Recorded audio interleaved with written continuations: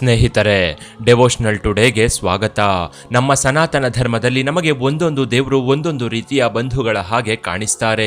ವಿಷ್ಣು ಅಥವಾ ಶಿವನನ್ನ ತಂದೆ ಅಂತಲೋ, ಗಣಪತಿಯನ್ನ ಗುರು ಅಂತಲೋ, ಹನುಮಂತನನ್ನ ಅಣ್ಣ ಅಥವಾ ಬಾಸ್ ಅಂತಲೋ ನಾವು ಫೀಲ್ ಆಗ್ತೀವಿ.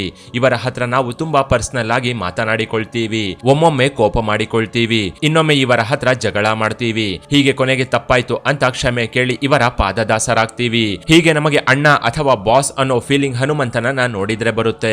ನಮ್ಮಲ್ಲಿ ಅದೆಷ್ಟೋ ಜನಕ್ಕೆ ಹನುಮಂತನ ಬಗ್ಗೆ ಅದೆಷ್ಟೋ ವಿಚಾರಗಳು ಗೊತ್ತೇ ಇಲ್ಲ. ಈ ವಿಡಿಯೋದಲ್ಲಿ ಹನುಮಂತನ ಬಗ್ಗೆ ನಿಮಗೆ ಗೊತ್ತಿರದ ಇಂಟ್ರೆಸ್ಟಿಂಗ್ ವಿಷಯಗಳನ್ನ ಹೇಳ್ತೀನಿ ನೋಡಿ. ಹನುಮಂತ ಕಲಿಯುಗದ ಬ್ರಹ್ಮ, ನವ ವ್ಯಾಕರಣ ಪಂಡಿತ. ಕಪಿಶ್ರೇಷ್ಠನಾದ ಹನುಮಂತನ ಹುಟ್ಟಿನ ಬಗ್ಗೆ ಮೊದಲಿಗೆ ನೋಡೋದಾದ್ರೆ, ದಕ್ಷಯಜ್ಞದ ನಂತರ ಸತೀ ದೇವಿಯು ಶಿವನಿಗೆ ಆದ ಅವಮಾನವನ್ನ ಸಹಿಸಲಾಗದೆ ಯಜ್ಞಕುಂಡಕ್ಕೆ ಹಾರಿ ಪ್ರಾಣವನ್ನ ಕಳೆದುಕೊಳ್ತಾರೆ. ಆಗ ಶಿವ ತುಂಬಾ ದುಃಖಕ್ಕೆ ಒಳಗಾಗಿರ್ತಾರೆ. ಸತೀದೇವಿಯ ದೇಹವನ್ನ ಹಿಡಿದು ಶಿವ ದುಃಖದಿಂದ ಪ್ರಳಯ ತಾಂಡವವನ್ನ ಆಡ್ತಿರ್ತಾರೆ. ಈ ಪ್ರಳಯ ತಾಂಡವದಿಂದ ಭೂಮಿ ನಾಶವಾಗುತ್ತೆ ಅನ್ನೋ ಉದ್ದೇಶದಿಂದ ಶ್ರೀ ಮಹಾವಿಷ್ಣುವು ತನ್ನ ಬಳಿ ಇದ್ದ ಸುದರ್ಶನ ಚಕ್ರದಿಂದ ಸತೀದೇವಿಯ ದೇಹವನ್ನ ತುಂಡು ತುಂಡಾಗಿ ಕತ್ತರಿಸಿ ಹಾಕ್ತಾರೆ. ಹಾಗೆ ಕತ್ತರಿಸಿದ ತುಂಡುಗಳು ಭಾರತದ ಮೂಲೆ ಮೂಲೆಗೂ ಹೋಗಿ ಬೀಳುತ್ತೆ. ಅದನ್ನೇ ನಾವು ಅಷ್ಟದಶ ಶಕ್ತಿ ಪೀಠಗಳು ಅಂತ ಕರೀತೇವೆ. ಆಗ ಶಿವನಿಗೆ ತುಂಬಾ ಕೋಪ ಬರುತ್ತೆ. ವಿಷ್ಣುವಿಗೆ ಆಗ ಶಾಪ ಕೊಡ್ತಾರೆ. ನಾನು ನನ್ನ ಪತ್ನಿ ಇಲ್ಲದೆ ಹೇಗೆ ದುಃಖ ಪಡ್ತಿದ್ದೇನೋ ಹಾಗೆ ನೀನು ಸಹ ನಿನ್ನ ಪತ್ನಿಯಿಂದ ದೂರವಾಗಿ ದುಃಖ ಪಡ್ತೀಯಾ ಅಂತ ಶಿವ ಶ್ರೀ ಮಹಾವಿಷ್ಣುವಿಗೆ ಶಾಪ ಕೊಡ್ತಾರೆ. ಬಳಿಕ ವಾಸ್ತವದ ಸ್ಥಿತಿಗೆ ಬಂದ ಶಿವ ಪರಮಾತ್ಮನು ಪಶ್ಚಾತ್ತಾಪಕ್ಕೆ ಒಳಗಾಗ್ತಾರೆ. ಶ್ರೀ ಮಹಾವಿಷ್ಣುವು ಲೋಕನಾಶವಾಗಬಾರ್ದು ಅಂತ ಹೀಗೆ ಮಾಡಿದ್ದು ಅಂತ ಶಿವನಿಗೆ ಅರ್ಥವಾಗುತ್ತೆ. ಬಳಿಕ ಶ್ರೀ ಮಹಾವಿಷ್ಣುವಿನ ಹತ್ರ ನಾನೇ ಶಾಪ ಕೊಟ್ಟ ಕಾರಣ ನಾನೇ ನಿನಗೆ ಸಹಾಯ ಮಾಡಲು ಬರ್ತೇನೆ ಅಂತ ಶಿವ ಹೇಳ್ತಾರೆ. ಅಲ್ಲದೆ ಆಗ ನಾನೇ ಮುಂದೆ ನಿಂತು ನಿಮ್ಮನ್ನ ಒಂದು ಮಾಡ್ತೀನಿ ಅಂತ ಶ್ರೀ ಮಹಾವಿಷ್ಣುವಿಗೆ ಶಿವ ಪರಮಾತ್ಮನು ಮಾತು ಕೊಡ್ತಾರೆ. ಗೌತಮ ಮತ್ತೆ ಅಹಲ್ಯಾಗೆ ಹುಟ್ಟಿದ್ದ ಅಂಜನಾದೇವಿಯು ಕೇಸರಿ ಎಂಬ ವಾನರ ರಾಜನನ್ನ ವಿವಾಹವಾಗ್ತಾರೆ. ಒಂದು ದಿನ ಅಂಜನಾದ್ರಿಯಲ್ಲಿ ಅಂಜನಾದೇವಿಯು ಮಗುವಿಗಾಗಿ ತಪಸ್ಸು ಮಾಡ್ತಿರ್ತಾರೆ. ಆಗ ಪಾರ್ವತಿ ದೇವಿಯು ಭೂಮಿಯ ಮೇಲೆ 2 ಕೋತಿಗಳನ್ನ ನೋಡಿ ಶಿವನ ಹತ್ರ ನಾವು ಹೀಗೆ ಕೋತಿಗಳ ಹಾಗೆ ಆಟವಾಡೋಣ ಅಂತ ಕೇಳ್ತಾರೆ. ಆಗ ಶಿವ ಮತ್ತೆ ಪಾರ್ವತಿಯು ಕೋತಿಯ ರೂಪದಲ್ಲಿ ಭೂಮಿಯ ಮೇಲೆ ಆಟವಾಡ್ತಿರ್ತಾರೆ. ಇವರ ಮಿಲನದಿಂದ ಪಾರ್ವತಿ ದೇವಿಯು ಗರ್ಭವನ್ನ ಧರಿಸ್ತಾರೆ. ಪಾರ್ವತಿ ದೇವಿಗೆ ಶಿವನ ತೇಜಸ್ಸನ್ನ ತಡೆಯುವ ಶಕ್ತಿ ಇಲ್ಲದೆ ವಾಯುದೇವರನ್ನ ಕರೆದು ಶಿವನ ತೇಜಸ್ಸನ್ನ ವಾಯುವಿನ ಸಹಾಯದಿಂದ ಅಂಜನಾದೇವಿಗೆ ಕೊಡ್ತಾರೆ. ಆಗ ವಾಯುದೇವರು ತಪಸ್ಸು ಮಾಡ್ತಿದ್ದ ಅಂಜನಾದೇವಿಗೆ ಶಿವನ ತೇಜಸ್ಸನ್ನ ಪ್ರಸಾದವಾಗಿ ಕೊಡ್ತಾರೆ. ಹೀಗೆ ಹನುಮಂತ ಶಿವನ ಅವತಾರವೇ ಅನಿಸಿಕೊಳ್ತಾರೆ. ಇನ್ನು ಹನುಮಾನ್ ಚಾಲೀಸಾದ 6ನೇ ಸಾಲಿನಲ್ಲೂ ಕೂಡ ಇದನ್ನೇ ವಿವರಿಸಲಾಗಿದೆ. ಶಂಕರ ಸುವನ ಕೇಸರಿ ನಂದನ, ತೇಜ ಪ್ರತಾಪ ಮಹಾಜಗವಂದನ ಅಂತ ತುಳಸಿದಾಸರು ವರ್ಣಿಸಿದ್ದಾರೆ. ಹನುಮಂತ ಶಿವನ ಅವತಾರವೇ ಆಗಿದ್ದಾನೆ, ಕೇಸರಿಯ ಮಗನಾಗಿದ್ದಾನೆ ಅನ್ನೋದು ಇದರ ಅರ್ಥವಾಗಿದೆ. ಶಿವನ 11ನೇ ಅವತಾರವಾದ ಹನುಮಂತನು ವಾಯುದೇವರಿಂದ ಅಂಜನಾದೇವಿ ಮತ್ತು ಕೇಸರಿಗೆ ಜನಿಸಿದವರಾಗಿದ್ದಾರೆ. ಅಂಜನಾದೇವಿಯು ಭೂಮಿಯ ಮೇಲೆ ತಪಸ್ಸು ಮುಗಿಸಿ ಬ್ರಹ್ಮಲೋಕಕ್ಕೆ ವಾಪಸ್ಸಾಗ್ತಾರೆ. ಆಗ ಹನುಮಂತನಿಗೆ ಸೂರ್ಯನನ್ನ ತೋರಿಸಿ ನಿನಗೆ ಇದೇ ತರದ ಹಣ್ಣುಗಳು ತಿನ್ನೋಕೆ ಸಿಗುತ್ತೆ ಅಂತ ಹೇಳ್ತಾರೆ. ಆಂಜನೇಯ ಬಾಲಲೀಲೆಯಲ್ಲಿ ಬೆಳೀತಿರ್ತಾರೆ. ಒಂದು ದಿನ ಸೂರ್ಯನನ್ನ ನೋಡಿ ಮಾವಿನ ಹಣ್ಣು ಅಂತ ಭಾವಿಸಿದ ಹನುಮಂತ ಅದನ್ನ ತಿನ್ನಲು ಸೂರ್ಯಮಂಡಲಕ್ಕೆ ಹಾರ್ತಾರೆ. ಆಗ ಅದೇ ಸಮಯದಲ್ಲಿ ರಾಹು ಸೂರ್ಯನನ್ನ ನುಂಗಲು ಬರ್ತಿರ್ತಾನೆ. ಆದ್ರೆ ಆಂಜನೇಯನನ್ನ ನೋಡಿ ಹೆದರಿದ ರಾಹು ಇಂದ್ರನ ಬಳಿ ಹೋಗಿ ಈ ವಿಷಯವನ್ನ ಹೇಳ್ತಾರೆ. ಆಗ ಇಂದ್ರದೇವನು ತನ್ನ ವಜ್ರಾಯುಧದಿಂದ ಹನುಮಂತನನ್ನ ಘಾಸಿ ಮಾಡ್ತಾರೆ. ಅದು ಹನುಮಂತನ ದವಡೆಗೆ ತಗುಲುತ್ತೆ. ಸಂಸ್ಕೃತದಲ್ಲಿ ಹನು ಅಂದ್ರೆ ದವಡೆ ಅಂತ ಅರ್ಥ. ಮಾರುತಿಯ ದವಡೆಯನ್ನ ಇಂದ್ರದೇವನು ಮಂಥನ ಮಾಡಿದ ಕಾರಣ ಆಂಜನೇಯನಿಗೆ ಹನುಮಂತ ಅನ್ನೋ ಹೆಸರು ಲೋಕಪ್ರಸಿದ್ಧಿಯಾಯಿತು. ವಜ್ರಾಯುಧದ ಹೊಡೆತದಿಂದ ಹನುಮಂತ ಪ್ರಜ್ಞೆ ತಪ್ಪಿ ಕೆಳಗೆ ಬೀಳ್ತಾರೆ. ಆಗ ವಾಯುದೇವನಿಗೆ ತುಂಬಾ ಕೋಪ ಬಂದು ಭೂಮಂಡಲದಲ್ಲಿರುವ ಗಾಳಿಯನ್ನೆಲ್ಲ ಹೀರಿಬಿಡ್ತಾರೆ. ಆಗ ಋಷಿಗಳು, ಬ್ರಾಹ್ಮಣರು, ದೇವಾನುದೇವತೆಗಳು ಪ್ರತ್ಯಕ್ಷರಾಗಿ ಹನುಮಂತನಿಗೆ ಚಿರಂಜೀವಿಯವರ ಕೊಡ್ತಾರೆ.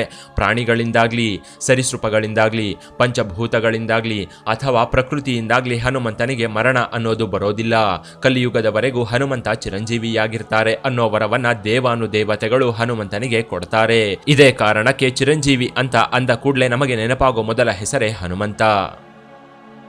ಇನ್ನು ಹನುಮಾನ್ ಚಾಲೀಸಾದ 31ನೇ ಸಾಲನ್ನ ನೋಡೋದಾದ್ರೆ, ಅಷ್ಟಸಿದ್ಧಿನವನಿಧಿ ಕೇದಾತ, ಅಸಬರ ದೀನ ಜಾನಕಿ ಮಾತಾ ಅಂತ ತುಳಸಿದಾಸರು ಹೇಳಿದ್ದಾರೆ.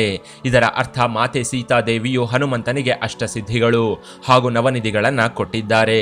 ಅಷ್ಟಸಿದ್ಧಿ ಅಂದ್ರೆ 8 ವಿಧದ ಸಿದ್ಧಿಗಳು, ನವನಿಧಿ ಅಂದ್ರೆ 9 ವಿಧದ ನಿಧಿಗಳು. ಯಾರು ಹನುಮಂತನ ನಾಮವನ್ನ ನಿರಂತರವಾಗಿ ಜಪಿಸ್ತಾರೋ ಅವರಿಗೆ ಸಾಕ್ಷಾತ್ ಹನುಮಂತನೇ ಅಷ್ಟಸಿದ್ಧಿಗಳು ಹಾಗೂ ನವನಿಧಿಗಳನ್ನ ವರವಾಗಿ ಕೊಡ್ತಾನೆ. ಹೀಗೆ ಕೊಡಬೇಕು ಅಂತಾನೆ ಸೀತಾಮಾತೆಯು ಹನುಮಂತನಿಗೆ ಹೇಳಿ ಆ ವರಗಳನ್ನ ಕರುಣಿಸಿರ್ತಾರೆ. ಇನ್ನು ಅಷ್ಟಸಿದ್ಧಿಗಳು ಯಾವುವು ಅಂತ ನೋಡೋದಾದ್ರೆ, ಅನಿಮಾ ಮಹಿಮಾ, ಸೈಜ್ನ ಅಟೋಮಿಕ್ ಲೆವೆಲ್ನಿಂದ ಯೂನಿವರ್ಸಲ್ ಲೆವೆಲ್ಗೆ ಬದಲಾಯಿಸೋದು. ಮಹಿಮಾ ಗರಿಮಾ, ದೇಹದ ತೂಕವನ್ನ 0ಯಿಂದ ಇನ್ಫಿನಿಟಿವರೆಗೆ ಬೆಳೆಸಿಕೊಳ್ಳೋದು. ಪ್ರಾಪ್ತಿ, ಕಾಣಿಸಿಕೊಳ್ಳದೆ ಇನ್ವಿಸಿಬಲ್ ಆಗಿ ಮಾಯವಾಗೋದು. ಪ್ರಾಕಾರಂ, ಮೈಂಡ್ನ ಒಂದು ಪವರ್. ಇಶಾತ್ವ, ಪಂಚಭೂತಗಳು ಮತ್ತು ವಸ್ತುಗಳನ್ನ ಕಂಟ್ರೋಲ್ ಮಾಡೋದು. ವಶಾಂತ್ವ, ಜೀವಂತ ವಸ್ತುಗಳನ್ನ ಕಂಟ್ರೋಲ್ ಮಾಡೋದು. ಇನ್ನು ನವನಿಧಿಗಳು ಯಾವುವು ಅಂತ ನೋಡೋದಾದ್ರೆ, ಕರ್ವ ಅಂದ್ರೆ ಆರೋಗ್ಯ, ನೀಲ ಅಂದ್ರೆ ಐಶ್ವರ್ಯ, ಕುಂಡ ಬ್ಯೂಟಿ, ಮುಕುಂದ ಆಹಾರ, ಕಚ್ಚಪ ಅಂದ್ರೆ ಮನೆ, ಮಕರ ವಿಸ್ಡಮ್, ಶಂಖ ಟೈಮ್, ಪದ್ಮ ಇಂಟಿಗ್ರಿಟಿ, ಮಹಾಪದ್ಮ ಅಂದ್ರೆ ಚಿಲ್ಡ್ರನ್. ಇವಿಷ್ಟು ಸೀತಾದೇವಿಯು ಹನುಮಂತನಿಗೆ ಕೊಟ್ಟ ಅಷ್ಟಸಿದ್ಧಿಗಳು ಹಾಗೂ ನವನಿಧಿಗಳಾಗಿವೆ. ಕೊನೆಯದಾಗಿ ಹನುಮಂತನಿಗೆ ಇರೋ ಶಾಪದ ಬಗ್ಗೆ ಹೇಳೋದಾದ್ರೆ, ಬಾಲಲೀಲೆಯಲ್ಲಿ ಬೆಳೆಯುತ್ತಿದ್ದ ಹನುಮಂತ ತುಂಬಾ ತುಂಟನಾಗಿದ್ದ.